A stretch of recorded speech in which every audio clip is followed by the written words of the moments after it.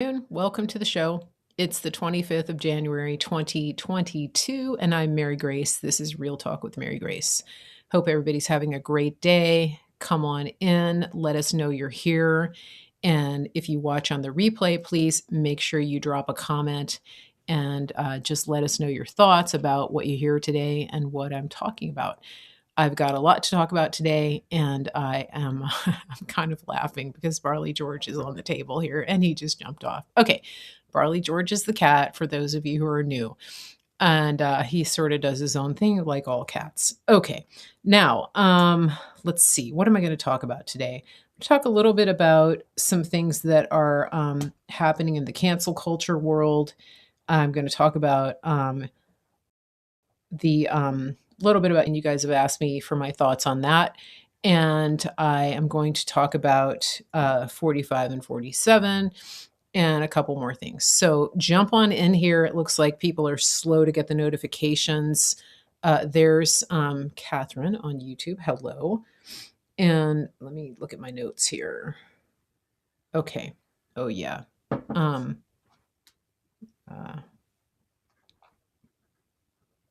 Just making a note. Good to see everybody. Wow, it looks like everything's lagging this morning. Kind of interesting. Can everybody hear me okay? There we go. People are starting to show up. Good.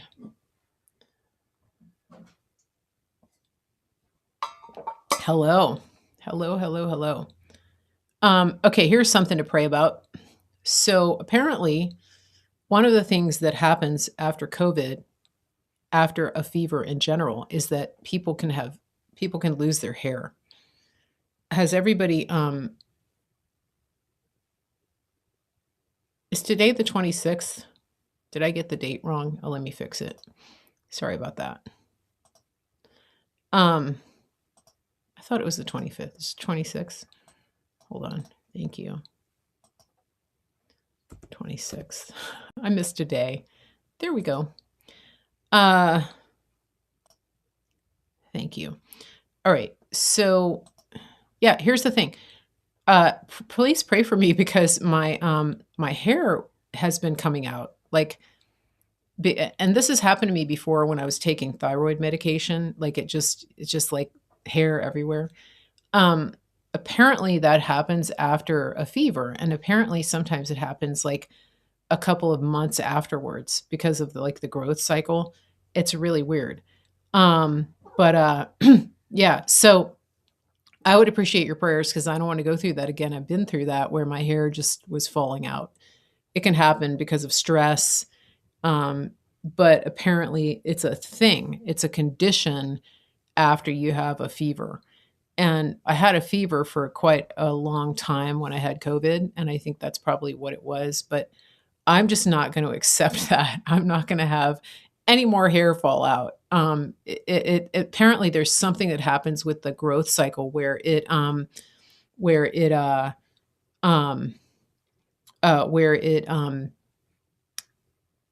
like speeds up the cycle to where normally you're shedding, but it speeds up the process. Like the whole growth to die off cycle is speeded up. And so your hair just starts falling out. I did start back on my hair, skin, and nail supplements, which is basically collagen. So I'm hoping that helps. But it just, yeah, it's just so like, really? No, I'm not doing this. I'm not doing hair loss. Yeah. So please keep me in your prayers. Now, another prayer request, I have a big prayer request, which is way more important than my hair. And that is that my friend Michelle, who is a moderator here, she and her family live in Florida, and they're in Florida. Her husband was just admitted to the hospital in Tampa. He does not have COVID. They wanted to test him, and he refused to be tested because he doesn't have any COVID symptoms. And knowing what we know from the conversation that I had with you the other day on my show, we now know that the hospitals want to test because they get more money. Anytime there's a diagnosis of COVID on the medical records and the billing, they get way more money. And so they automatically wanted to test him for COVID. Now, when in the history of medicine have they ever just wanted to test you for something that you don't have any symptoms for, right? I mean, he went in the hospital with kidney problems and actually high blood pressure. And and and so imagine you go in, I've got high blood pressure, my kidneys, there's something wrong here. And they're like, "Oh, well, let's give you a COVID test." Like, that's just clinically not even indicated, you know? Like, imagine if they said, "Oh, well, we're gonna give you a test for the flu." Same thing. That's just dumb. But now we know why they do it. It doesn't have anything to do with the fact that they don't want to infect, and of course, they don't want people to get COVID. But all of this asymptomatic testing, it's all because of the money train, you know? Because they're never let me put it this way. Flu is contagious, C. diff is contagious, TB is contagious. They're not testing people for that when they walk into the ER. "Oh, you might have the flu, that could be contagious, let's test you." They don't do that, they've never done that. You might have C. diff, that could be contagious, that's highly contagious. That can shut down a whole ward. Let's test you for that. No, they're not doing that. So you have to ask yourself, why do they want to test for COVID? Now, let me get back to Michelle's husband. He's in the hospital in Tampa, and they put him in the COVID floor, which is crazy. Now, I'm hoping she just got to the hospital, but I'm hoping that it's like, separate ward. Um, right? I'm hoping.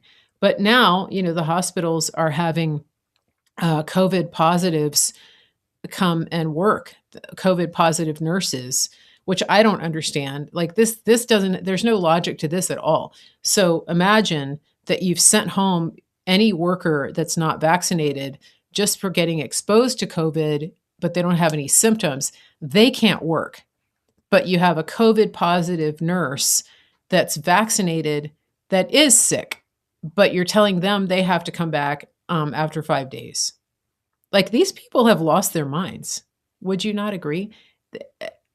It just does. It's not even logical. If you didn't listen to my show the other day about the amount of money that they're getting for implementing COVID practices in the schools, in the hospitals, definitely go listen to that because it's it is it's a big problem. I'm looking at your comments here. People are talking about how people have lost their hair. Yeah, we're not going to accept that. I'm not accepting hair loss. It's just not. Yeah, this is just demonic. I mean, the ongoing, like the long haul, like that's just wrong. And this is not going to define us. It's not going to be our identity. Hold on a second. I'm just checking my phone in case I get uh messages. Okay. Just keeping an eye out in case I hear from Michelle. Okay, I told her to call me if there's like an emergency. So if for some reason that happens and I have to cut the show short, that's why. But I think everything is going to be okay. So she's going in. Of course, you have to do everything. You have to be so vigilant. You had to be vigilant before, but now you have to be super vigilant. So, she's gone in to be with him so that they don't bamboozle him into signing or, giving away his rights, taking a shot that he doesn't want or anything like that. But just pray for him to get better soon and to get discharged and to be able to go home and to get better. That's what we want. His name is Chris. Okay, now I want to talk about a little bit about something that is happening right now. You may have heard that Joe Rogan broke the internet and that he has really turned the medical world on its head. And of course, now they're calling for him to be canceled. He had Dr. Peter McCullough on there. He had Dr. Robert Malone on there. And Joe Rogan was just asking a lot of questions. He was asking, what's the deal? Why are they suppressing this? Why, if this works, if ivermectin works, why aren't they prescribing it? Things like that. And the crazy thing is, Joe Rogan's not a conservative. He's not a Trump supporter. He's not a MAGA person. And the media has done such a good job of polarizing people and labeling people. It's anybody that questions their narrative is an anti-vaxxer, which is not true.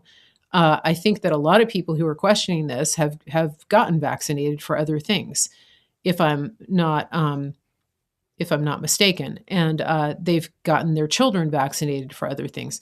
That's a whole different conversation. But what's happening right now is that uh, the the medical industrial complex, big pharma, and all of their uh, evil backers are trying to get Joe Rogan canceled. They're trying to get Spotify to cancel him.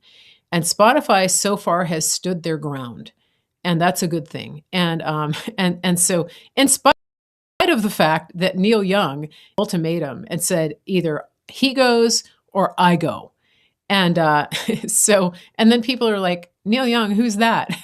So I don't think that I don't think Spotify is going to bend the knee to Neil Young, but they might. If the pressure is hard enough, we've seen people bend the knee in other situations. Um, so, uh, so I think that is going to that's going to be a matter of prayer and petition. And so there's a letter writing campaign that is going out. Let me Greg Harvey sent me something. So Cloud Hub is there's a letter that's being circulated on Cloud Hub. It's to defend free speech. And if you're not on Cloud Hub, I do recommend that you go over there. It's and I'm over there. I'm on channel 111. I have a profile, Mary Grace Media. It's a verified profile, and I have my channel. So please do follow me over there. That is where I'm going to.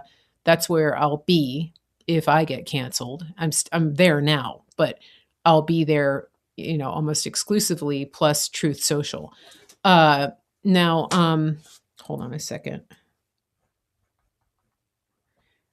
So that's what I wanted to tell you. I'm going to share that link. I'll get Delia to share it in the show notes, so that people can sign it. Basically, standing up for the rights of individuals to have free speech. Now, speaking of free speech, there's something very interesting that's been happening in the social media app world, and that is, I was looking at a post that was put up by, I think it was either Truth Hammer or Archive Anon on Telegram. And it's very interesting. People have sort of been watching Getter. They've been tracking to see how Getter is doing things. And he said something very interesting. He said something very interesting, and that is that, okay, let me back up. Devin Nunes is now like the CEO of Truth Social. You guys are making comments on my on my title. I was trying to type this out. Barley was trying to get on the keyboard when I was typing this. He just discovered the keyboard. So any typos that you see right now is because of Barley. All right, let me get back to what I was talking about. Um, so uh, um, so what happened? So Devin Nunes did an interview the other day, and he was talking about how they're going to how Truth Social is going to be a family friendly platform. And then you've got, of course, you've got people going, well, that means they're going to have censorship. There's two schools of thought about that. We don't want we certainly don't want pedophiles and grooming gangs on any platform, doing things that are not family friendly. Do we want people to have dissenting voices? Yeah, I think that there's a fine line. All right. But what was very interesting is this: if you've ever been on Twitter or Telegram or any social media platform, you know that one of the things that you deal with is bots. And a lot of the way that the propaganda artists, a lot of the propaganda artists blame or they use bots to drive the narrative. That's how they actually manipulate and drive propaganda. That's how they drove the whole COVID is so deadly that you're going to fall over in the streets narrative. They were pushing that, and they have AI that you know makes it so that certain things trend and other things don't. And and it's good to use that if it's used, uh, I guess, for good, right?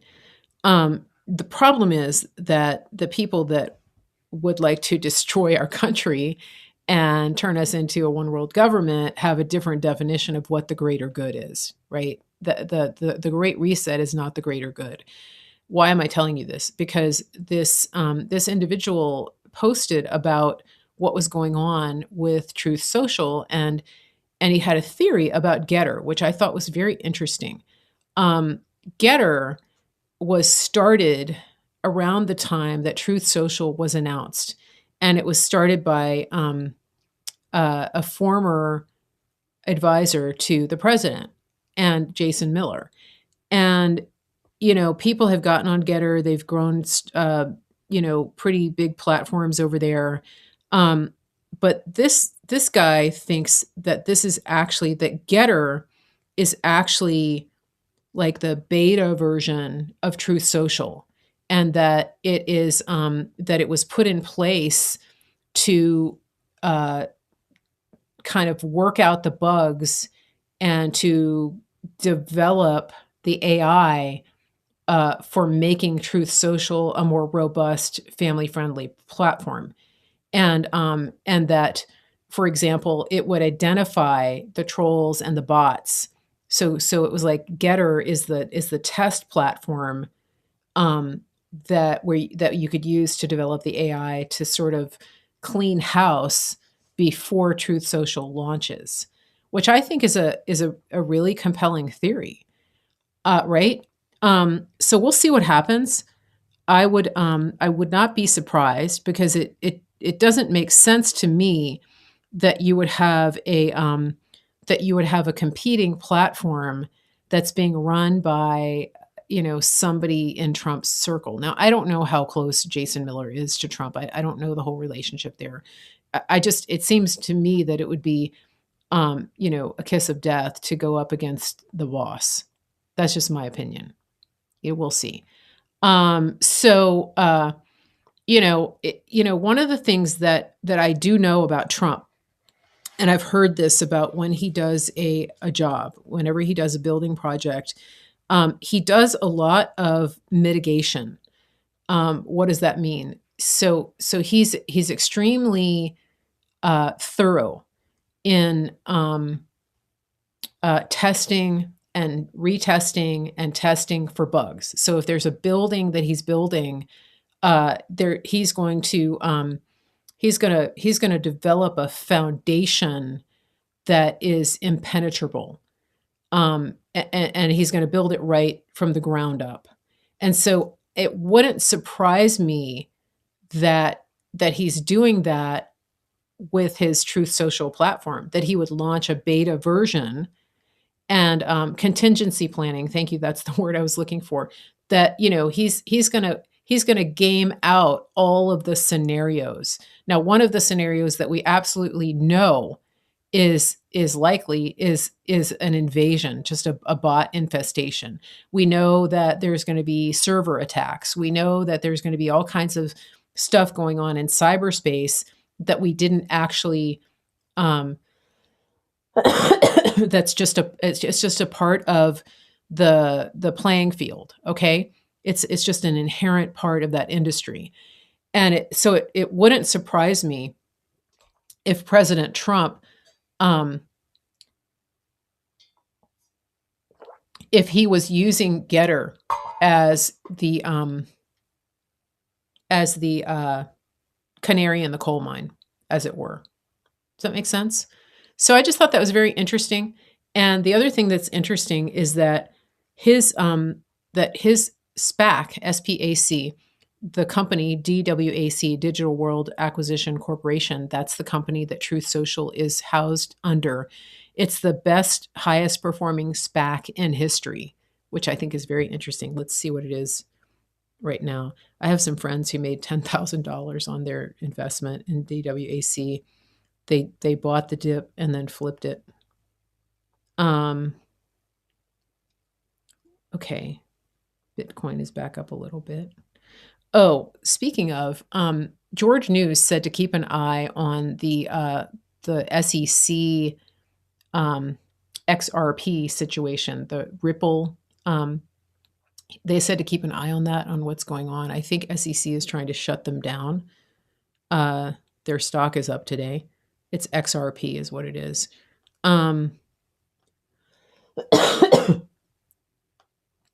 Let me show. Oh, yeah. So DWAC is up to 70. It went up, though, last week. It went up to 94. And today it's at 69. So, I bought it at like 12. But keep an eye on that. I mean, if you have extra money and you can buy some DWAC, I think that I feel like betting on Trump is a good deal. I'm not giving you investment advice. I'm just saying that I'm seeing potential there. And so it's up to you. Figure out what you want to do. Hey there, Donna. Okay. So I think speaking of communications, this brings me to my next topic, and that is Ukraine. What would you think if I told you that there is that there's something in Ukraine that the Chinese want? Would that surprise you? Would it surprise you? No. Okay, let me get to this thread because I want to read you about this. Now, everybody thinks, first of all, we know, sorry about the coughing, we know that, I'm going to mute for a second. I got a cough.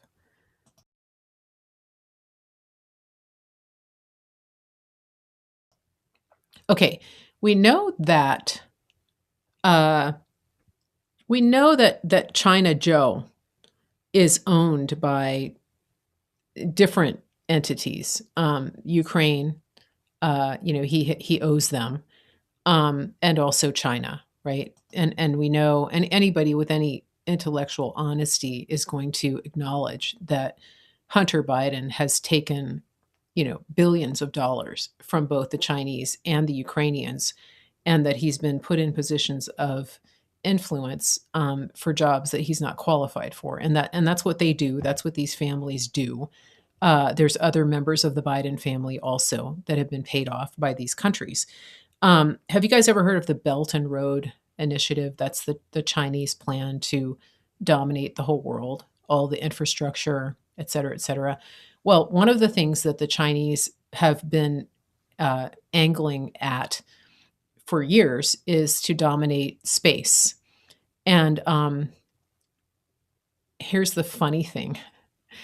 All those people that were laughing at President Trump when he announced Space Force, were laughing at him like, "Oh, Space Force, that's just so gay. Why do we need to do Space Force? That's just crazy. People running around in rockets," right? That's not what Space Force is. We already have NASA for that. But Space Force is about cyberspace, and it's about communications, right? Telecommunications. And so if you think about this, right now we're dealing with, our main form of communication channels is fiber optics, right? That's physical lines. But space is the frontier. Space is the space is the beginning and end of where where national security lies.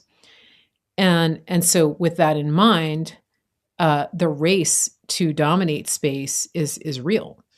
I'm not an expert on this, but I do know that the Chinese have every that their plans include putting their satellites up before us, basically, and and dominating all communications worldwide. Makes sense? So there was a thread that I came across on Twitter, and it's basically an article but written in thread form. And this is very interesting because he breaks down what has been happening in Ukraine over the past, I would say, he goes he this is starting in like 2014, 2015, but it's been happening longer than that. But one of the things that he talks about is a company in Ukraine called Motor Zich. It's SICH. And this is a company that makes parts for helicopters. And so I'm talking about helicopters, and you're thinking, wait, she's talking about satellites, and now she's talking about helicopters. How are the two related? Well, I'll tell you. I'll tell you because they make a helicopter that is they make parts to helicopters that are used to carry troops, to carry missiles, etc. You know, it's not like the little news helicopter that you see floating around during rush hour. Okay, these are military helicopters. And then they make something. He says um, they make something called the MI8/17. Okay, it can be configured in any way, different variants. Okay, now then he talks about something called the Mi-24 Hind. He says it's a legendary gunship that can also carry a small complement of troops. It has been used in more than 30 conflicts going back to 1977. Um, and then he says it uses the Motor Sich engines. Here's what it looks like. Stick with me on this because, all right, there's what it looks like. Okay, so these engines are made in this place in Ukraine. All right, so now here's where it gets interesting. They do more than satellites down there. They make this plane that is it's big. All right, it's called the Antonov AN-225. Some of you aviation bugs will know about this. Hey, Christy, good to see you. Okay, so some of you guys don't know about this, but this is interesting. So it says it was originally built to transport the Soviet Buran space shuttle. It's the largest airplane ever built. And then it says more recently, China has come up with an even bigger plan for the mega plane. What do you think it is? That's right, launching satellites. You want to see it? To me, it looks like it wouldn't even get off the ground, but hold on. Let me show you this. Let me save this picture. I'll show you a better picture of it. It's a big plane. I mean, they had to shoot it in landscape. See that? So this little company, I'm going to say this sort of aerospace parts manufacturer in Ukraine is they make the parts for that. Okay. And so think about this. If you're Joe Biden and you're the resident and you're owned by China and Ukraine, and Russia is knocking at your door, and Russia's knocking at your door, and they're wanting to push into Ukraine, are you gonna launch a war to protect Ukraine? Like, who here thinks that Biden cares about the people of Ukraine? Nobody. All right. Um, yeah. So nobody thinks that. It's interesting now looking at what they're doing here, because he goes on to say, he goes on to talk about how the Chinese tried to okay, let me read this part. It says, due to sanctions related to the ongoing Russia-Ukraine conflict going back to the 2014 Russian invasion of Crimea, Motor Sich, I think it's Sich or Sich. Probably it's not. I don't know. I don't know how to pronounce it. They can no longer provide sustainment for the Russian military's massive fleet of helicopters. However, Motor Sich decided to ignore that. All right. Um, so from 2014 to 2017, they've continued to sell components to Russia through a back door. All right.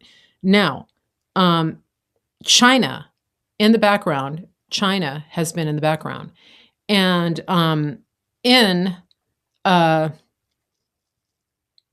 in in 20 in the years, so with the sanctions, basically he was saying that um, between 2013 and 2016, China managed to acquire a majority stake in that company.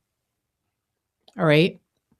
This is important because China wants that company. They want the planes. Now, here's where it gets kind of interesting. They actually went in to try to buy the company. All right. Except something happened. A separate SBU investigation revealed that a single man, Wang Jing, controlled all of these shell companies. Let me back up here because in the meantime, so in 2018, the company was raided. All right. And by the SBU, that's the Ukrainian like FBI. Okay. And so in 2017, China tried to buy the company. But this is kind of interesting. All of a sudden, it became sort of like a public awareness in Ukraine and the deal was stopped. But this is kind of interesting. So,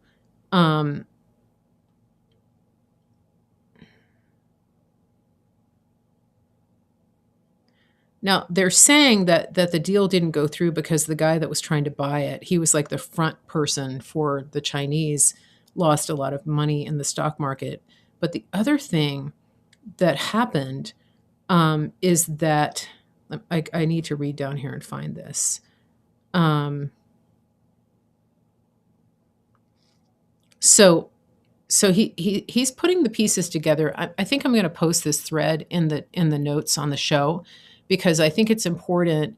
I mean, it's very involved. There's a lot of moving parts, but the point here is that China is trying to buy up and they're trying to take over the world infrastructure. So I don't want to lose you guys here by getting uh, too deep in the weeds on this story, but the point to take away here, two things, is that China wants to acquire not just this company, but pretty much the whole worldwide infrastructure so that they can dominate every aspect of our lives. Now, I would venture to say that it's actually even more intense than that because I don't think that China is acting alone. I actually think that the globalist powers known as the cabal or the elites, I think that there are actors that are actually behind what China is doing. Right? So here's the thing that I think is very interesting. So in 2016, this same person, the Chinese, began a purchase of Spacecom, an Israeli satellite manufacturer. Okay, and that went up in flames, which I think is interesting. So this is when this is before Trump got in office. All right. But let me fast forward here. So the satellite that they want to get into orbit is called a low Earth orbit communications satellite. That's the one that they want to get out into orbit. I'm trying to find this one part.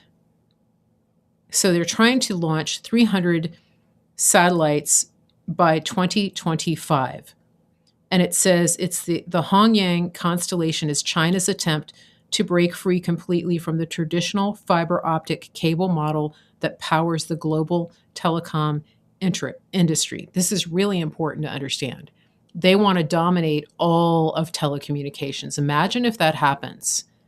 Okay, so if you haven't been paying attention to Space Force, now's the time to pay attention, because this is why we have Space Force. You guys with me? He says cable is vulnerable to breakage or sabotage. China demands better. All right. And it says China wants to dominate telecom infrastructure of the 21st century. And he has a whole nother thread on that. All right. So now, what does this have to do with Ukraine? It says, why are they tied so closely to the acquisition of this company that makes that plane? All right. He says, first, the massive sustainment requirements for the global fleet of helicopters is a durable base of revenue and R&D. Second, Ukraine is a key node in Belt and Road, which is China's initiative to take over the whole world. And then Ukraine also supplies a great deal of grain to China. Interesting, huh? China has a lot of people to feed because especially their slave labor. And then he says, third, and most relevant to this thread, is the aforementioned Antonov AN-225. That's the plane. All of the intellectual property relating to its unique engines belongs to Motor SICK, the company. All of the IP. All right. And so as of 2019, the deal was 70% done to purchase this. But I think this is very interesting because what happens here is that there's a segment. Okay, he says the full picture in Ukraine has yet to come clear. I won't speculate on Hunter Joe Biden's deep and murky connections to Ukraine and China, nor the ongoing impeachment. So this was happening when they were trying to impeach Trump. But it says, we know that China has invested many billions into Belt and Road and also wants to control the means of physical logistics and narrative logistics throughout Eurasia. That's telecom. Further, a closed-loop telecom system is invaluable to China's burgeoning military ambitions. The purchase of Motor SICK would square all of those circles. It would also secure Ukraine fully to China in a pragmatic way at a time when China is the largest buyer of Ukrainian corn and Russian natural gas pipelines through Bulgaria and the North Sea. He said, and Russian natural gas pipelines through Bulgaria and North Sea now bypass Ukraine. Okay, so now he says, this is very interesting. This is where Trump comes in. He says, I'm going to share the link for this, by the way. So follow me with this because it's interesting. I'm looking at your, it's SICH, is motor, it's two words, MOTORSICH. All right. So it says POTUS, meaning President Trump, seems to know all of this. It is likely why a reputed stealth advisor, Eric Prince, the notorious notorious Blackwater and now Hong Kong-based Frontier Services Group, has stepped forward to purchase Motor SICH and its intellectual property and records. Now that's a whole nother can of worms, huh? So it's a Ukrainian company that owns the intellectual property rights to this one plane that China wants that will exponentially lower their cost of launching these satellites. I mean, we're talking like a tenth of the cost. And so, we're looking at a situation that is very complex. I know that there's more to it than this. but it's very interesting to me that in a time when we know that we know that we know that Trump has made alliances with certain leaders, and that we can look at them as sort of white hats, okay? And some people have speculated that Russia is what that Putin is one of the people that has allied with Trump to neutralize the globalist. And so it's kind of interesting that you have Russia, saber rattling and threatening to go into Ukraine. And I know there are other reasons that they would go in, but that you have Brandon saying that we need to protect Ukraine. Isn't that interesting? You can digest this any way you want. And if you go and read his thread, there's other threads that he links that go into more depth about what's actually happening in Ukraine, about China, about that. Like, this is obviously, this man is well versed in geopolitical um, uh, expertise. Okay, in that part of the world. And so I think that it's worth looking at. His handle on Twitter is it's Huntsman, and hold on, let me look at his profile. It's man_integrated, man_integrated, and I haven't even gone to look and see if he's commented this week on what's going on with Ukraine.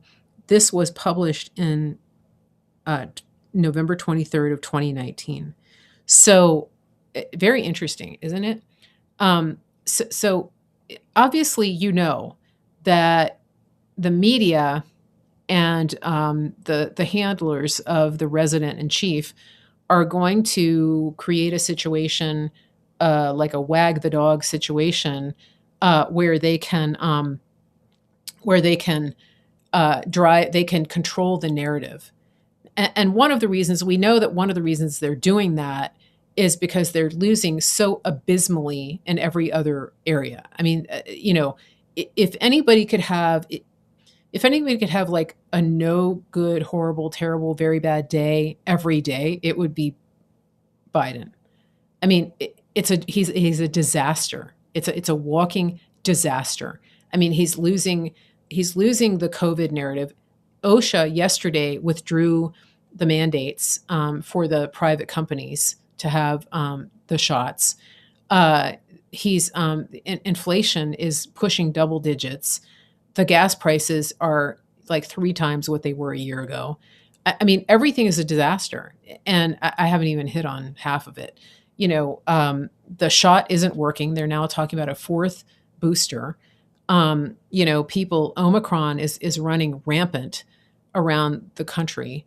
The U.S. has like a higher fatality rate per capita of any nation in the world, and the hearing that took place with Ron Johnson the other day, Senator Johnson, with the doctors and vaccine injured and medical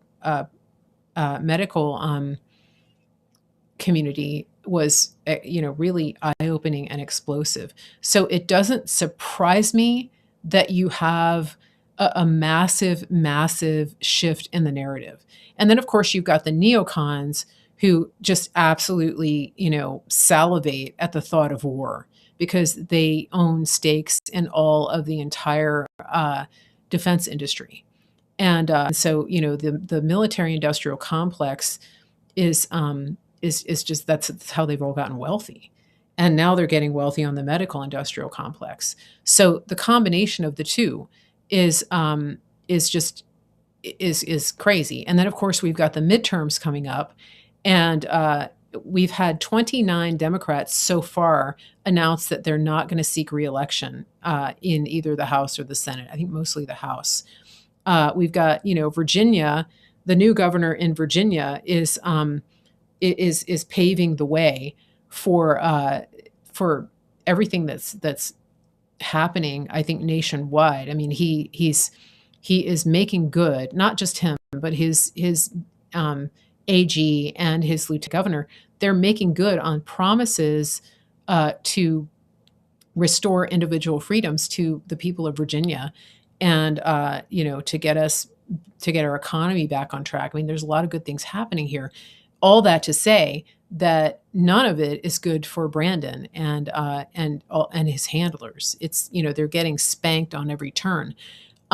If you didn't get a chance to watch the hearing that Ron Johnson did the other day, it was fantastic. I mean, it was 5 hours of absolutely riveting testimony of doctors, nurses, frontline workers, individuals who have been injured by these treatments, who've lost loved ones.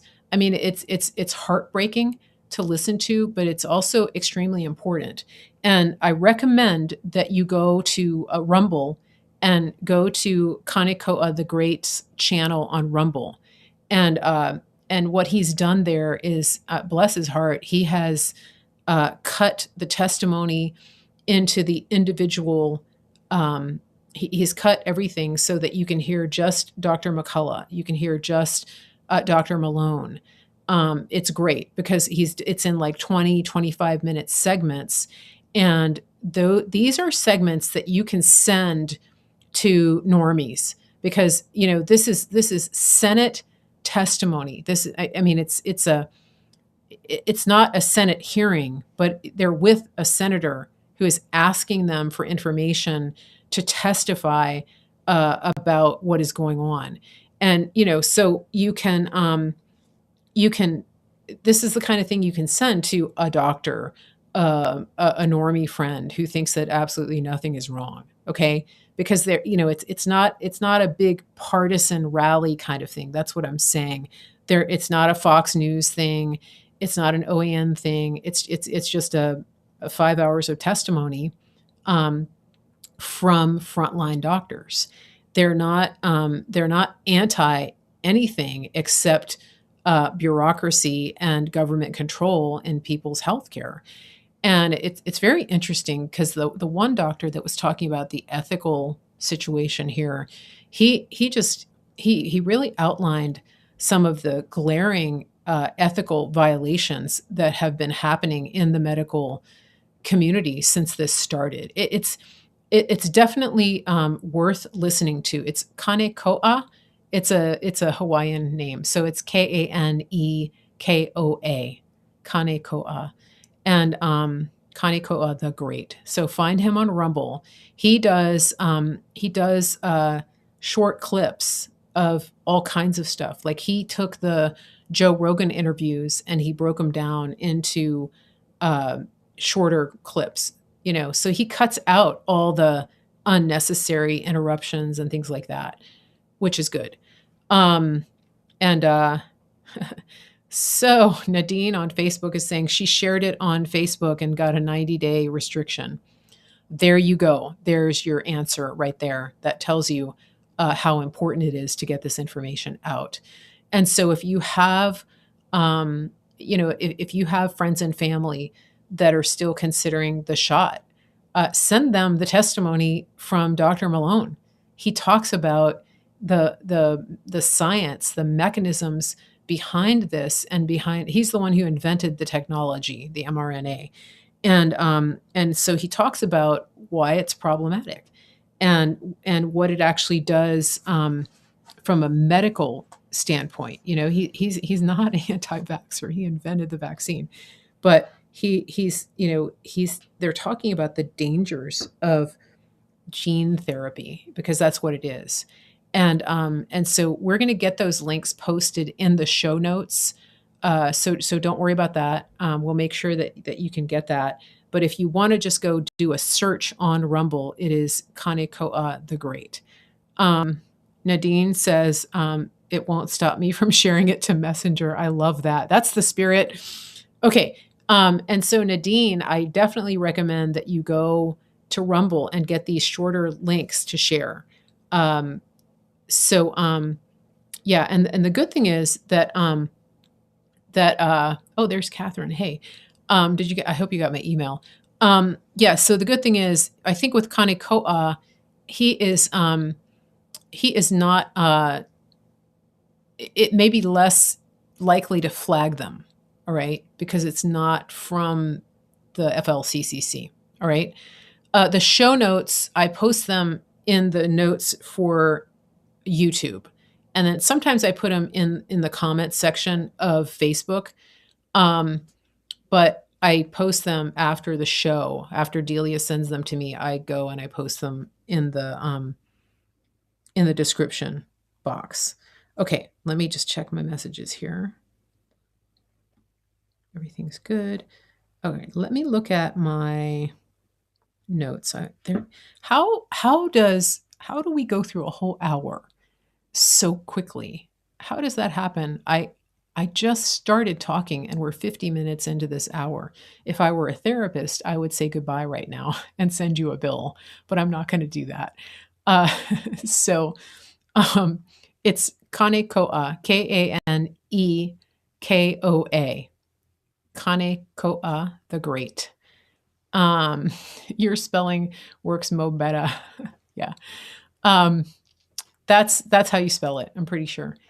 And he really does such a good job. I mean, you know, if you can, I think he's on Gab, and I think he might be on Getter, but it would be worth reaching out to him and telling him how much you appreciate him, because it really is just quite the service that he does. It's amazing. I don't like editing.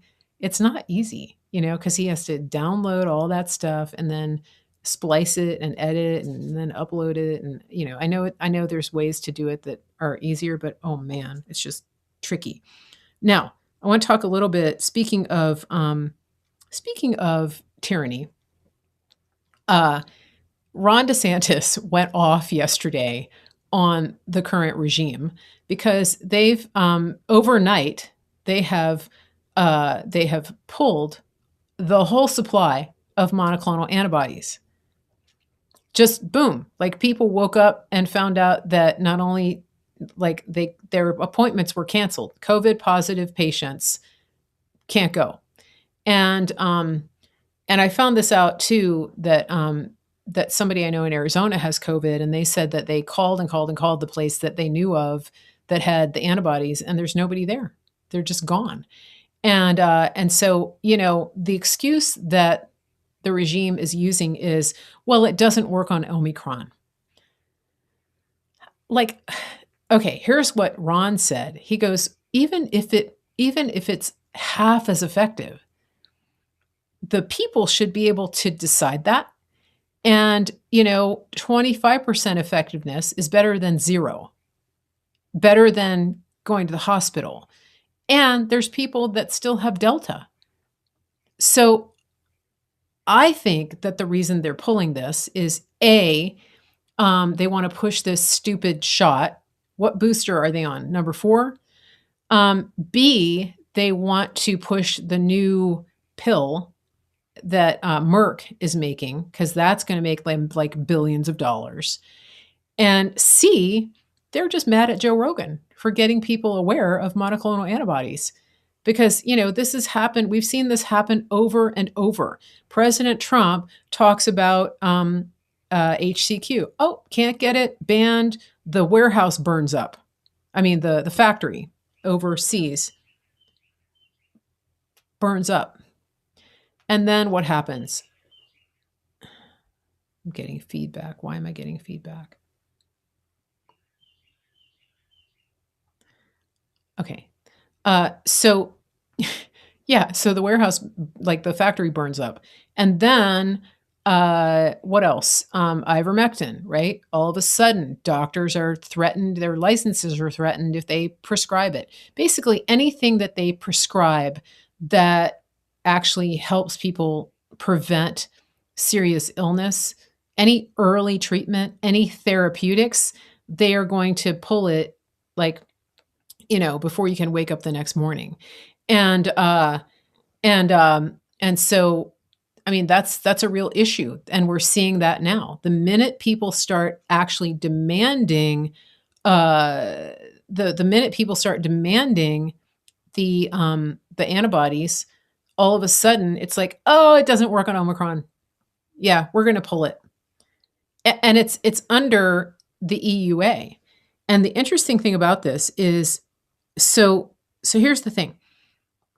If this is a tweet that somebody put out, I thought it was good. It says the FDA has halted 2 monoclonal antibody treatments because of evidence that they are supposedly less effective against Omicron.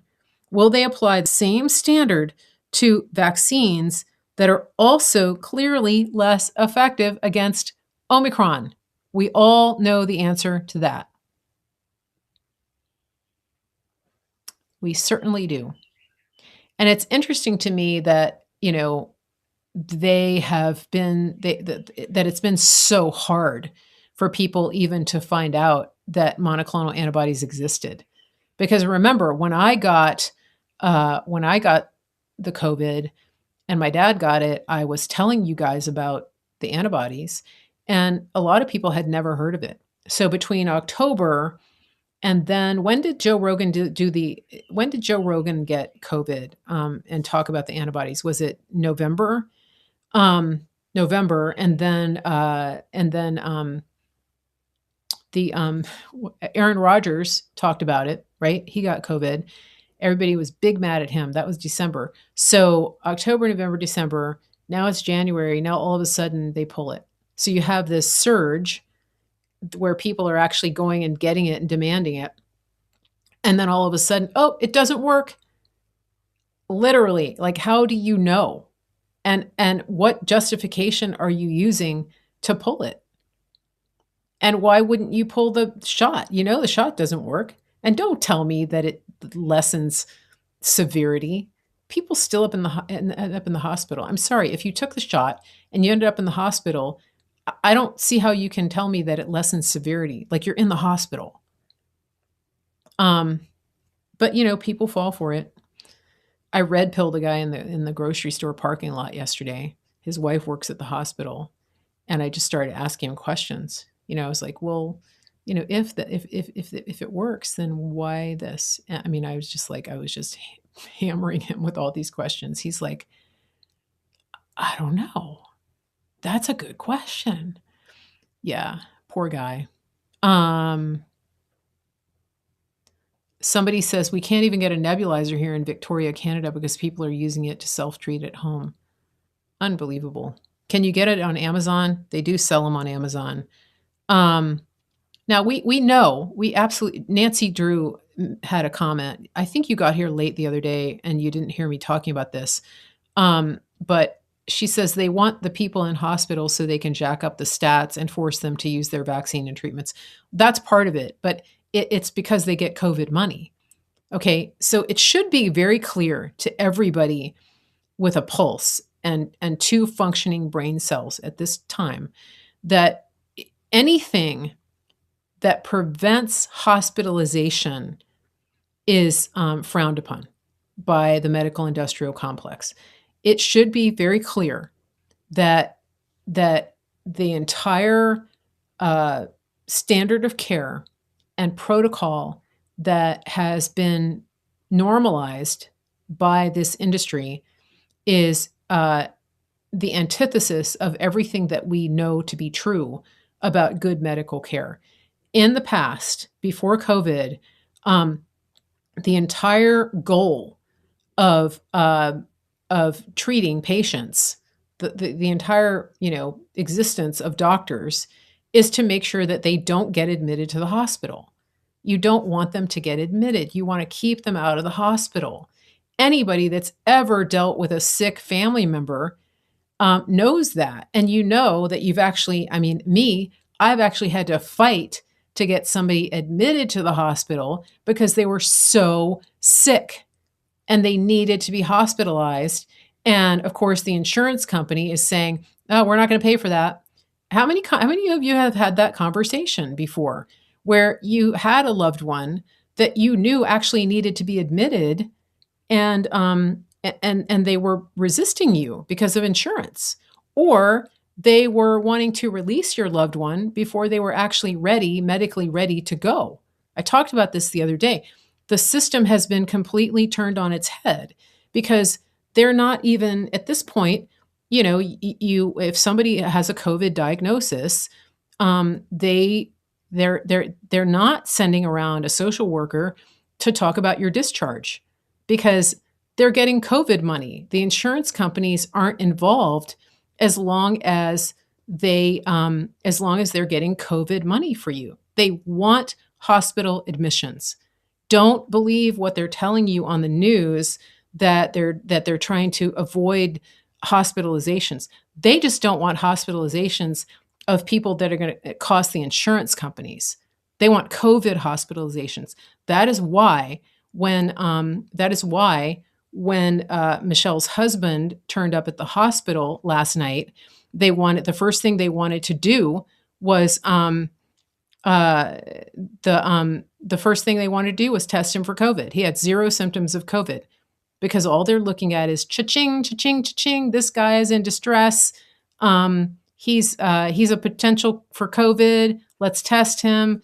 They would have. I'm guessing that they would have admitted him on the spot if he had been positive for COVID. As it is, they actually ended up moving him to a different hospital. Um, but they still had to wait for a bed to open. I bet they would have found a bed at that other hospital. I'm just saying. I mean, it's disgusting. Uh, you know. Um, so, um, yeah, Kathy on YouTube, she's corroborating what I said. The hospitals have, she said, several times they released my parents too early from the hospital, and then they ended up right back there, and that was a decade ago. See, exactly. Yeah, and Donald says, let's not forget long haulers. Um, I had the infusion and still have what they call long COVID. Yeah, a lot of people do. So it's just, there's um, the system is just so it's not even broken. I mean, they completely changed it. They have changed what we knew of as healthcare, and it's not good. Um, and in the testimony to with Ron Johnson the other day, these doctors were literally saying, I think it was Dr. Corey, Pierre Corey, is that the South African one? He was literally saying, I have been in medicine my whole life, and for the first time ever, I am urging people to do everything in their power to stay away from hospitals. And he was an ER attending. I mean, that's how horrible it is, you know? So, now, a couple other things. There's an article put out by the Blaze, and this was actually brought up by Thomas Rentz the other day in the testimony. Definitely go listen to him and to Lee Dundas.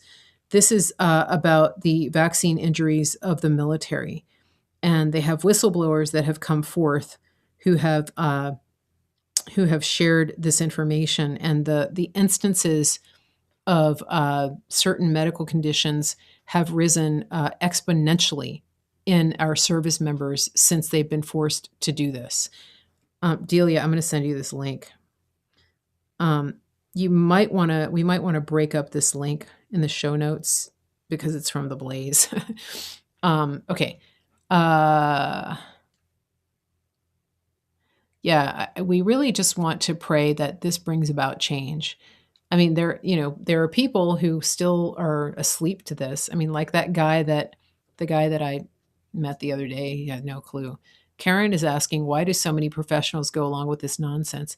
I honestly think that I think it's fear. I mean, one of the things that this one doctor was talking about, the ethicist, he said that you know having your license threatened is he said that's massive. Like that's a big deal.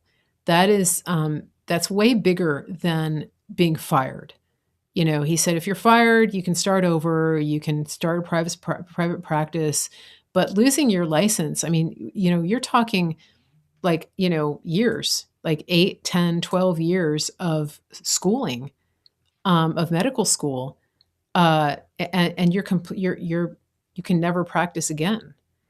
And it's kind of like if you've ever met people, immigrants who've come, who've been like political refugees from other countries who are working, like driving a taxi or working, remedial jobs. And you get in conversations with them and you find out that they were like, a registered um, um, anesthesiologist, a registered nurse, that they had really high medical qualifications in their own country, but that they don't transfer to the U.S. Right?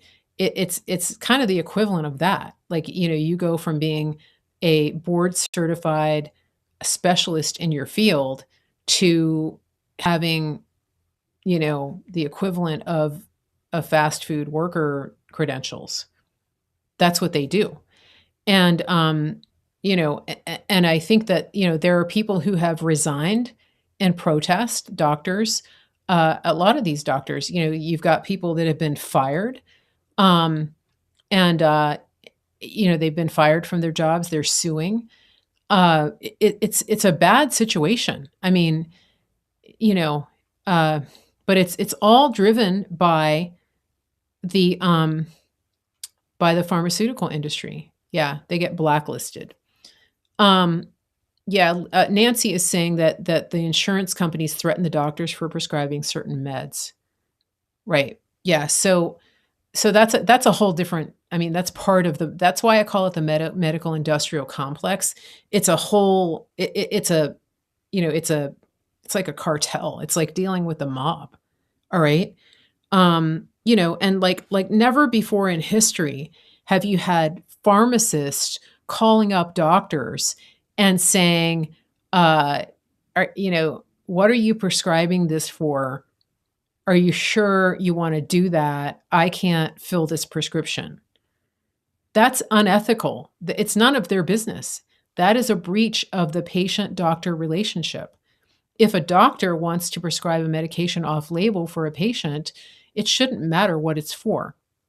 But, when I got my hydroxy prescription, the pharmacist asked me what it was for, and I didn't tell her. And then she said, she said, you have an autoimmune condition, right? And I said, yeah, but I didn't say that's what it was for. But they're instructed to ask why you're getting it. Okay, let me get back on topic here. There's so much to talk about. Oh my goodness. Hold on. How do I run out of time? Let me read this.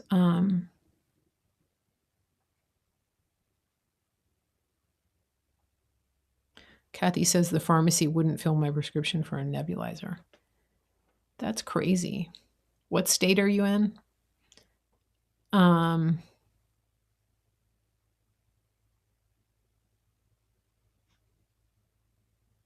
Yeah, the mob is into pharmaceuticals. Okay, so one thing I wanted to highlight is that the truckers in Canada are descending upon the capital and demanding the resignation of uh, Joe.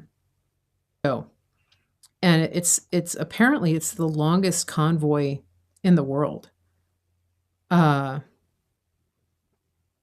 So that's pretty cool, and American truckers are joining that. So keep those guys in your prayers. Um, the other thing is, I forgot. I just found out that Justice Breyer is resigning from the Supreme Court. So I guess the good thing is he's already a lefty, and so we know that Brandon will nominate some ridiculous person. They're probably going to try to get Merrick Garland in there. Yeah. So,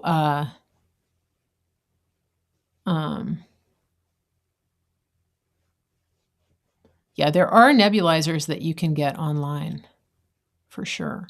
You're in Vermont. Oh, that explains a lot. Okay. Reading your chat. Is there anything I left out here?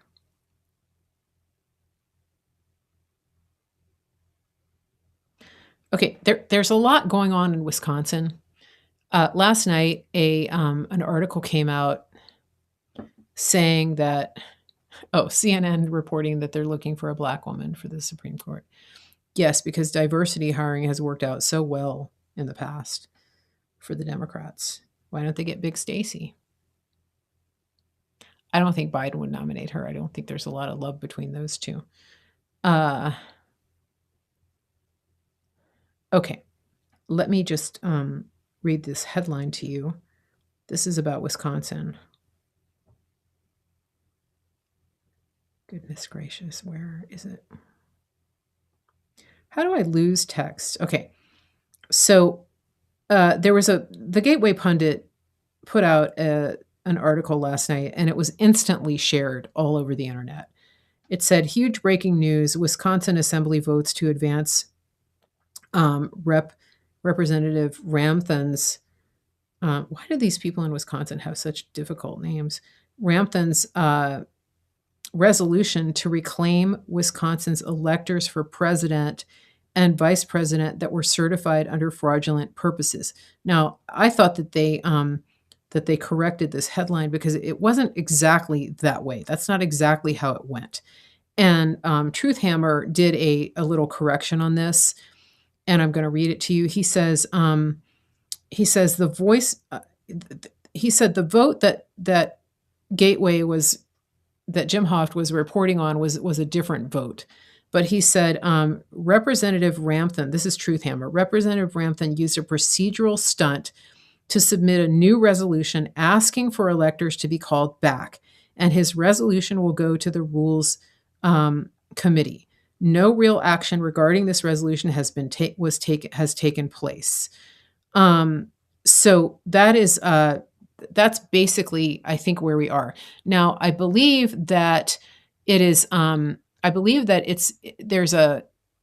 what they're trying to do is figure out a way to introduce it for a floor vote. Okay, I don't know the inner workings of the Wisconsin Assembly, but that is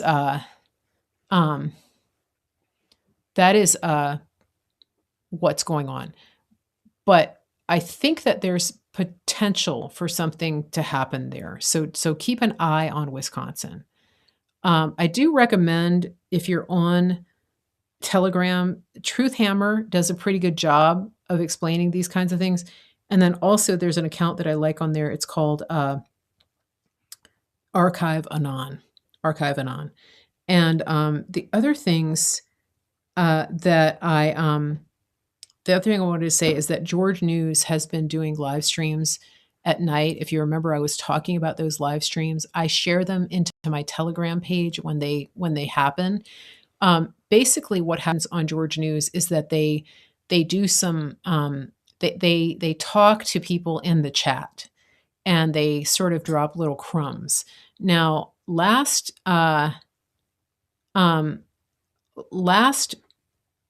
week, on the 17th, it was very interesting because they posted that they said something in the chat. They said, how is everybody on this memorable day?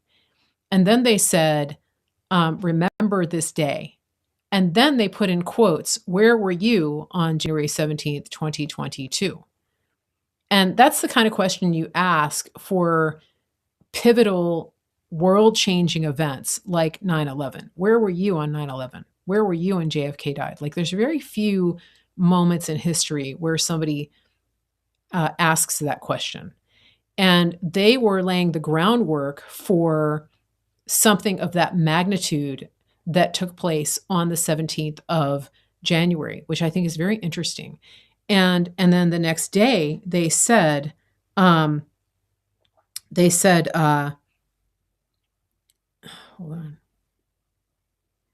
They said, when it's made public knowledge, January 17th will be historic. So something happened on the 17th of January. Something happened. And I don't know what it was.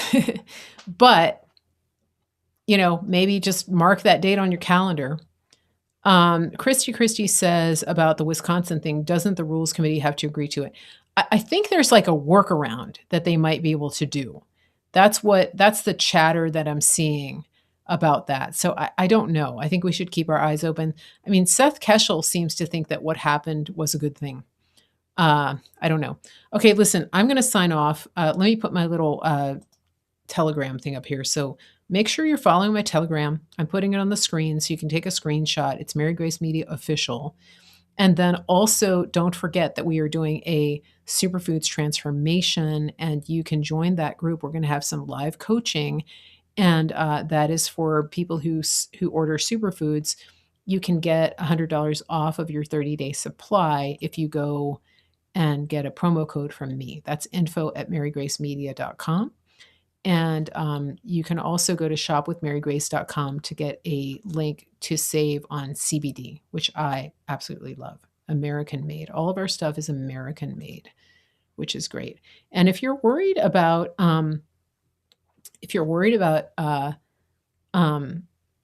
inflation,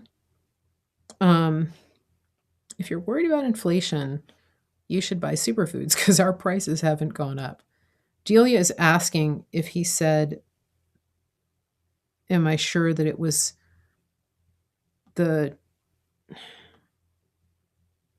hold on, if it was 2021 or 2022. No, he said, in quotes, where were you on January 17th, 2022? So something that happened last week. Okay. Yeah, it was MLK Day, but there was more. That's not what he was talking about. He was talking about that specific day. He's not talking about remembering something from history. He was literally saying, you will remember this day. When it becomes public, what happened on the 17th of January, 2022, you will never forget. They were saying something of that magnitude. Okay. Now, I think that's it for now. I'll be back tomorrow at 1:00 Eastern. And I hope that you will all join me. If you're coming back to watch the replay, please leave a comment in the chat. Say hello, give us your thoughts, give us information. People made a lot of comments the other day about what I was saying about the whole insurance scam and the way that works in the hospitals. So that was very helpful. And please remember to keep my friend Michelle and her husband in your prayers. He's in the hospital. And yeah, Lisa's saying it has to be a positive thing that happened. Absolutely. Yeah. They said your faith will be restored. So it's not a bad thing. It's like a really good thing. Okay. So everybody have a great day. Make sure you leave a comment and make sure you share this. Please share it. Please share it. Please follow the channel. Please like and please just come back and watch again. I appreciate everybody so much. And I hope that everybody will have a wonderful day and stay warm, especially if you're in the Great White North. Okay, love you guys. Christy said, quick question, did you ever cover the surety bonds? No, I didn't cover that yet. I need to go back and look at that. I'm going to make myself a note.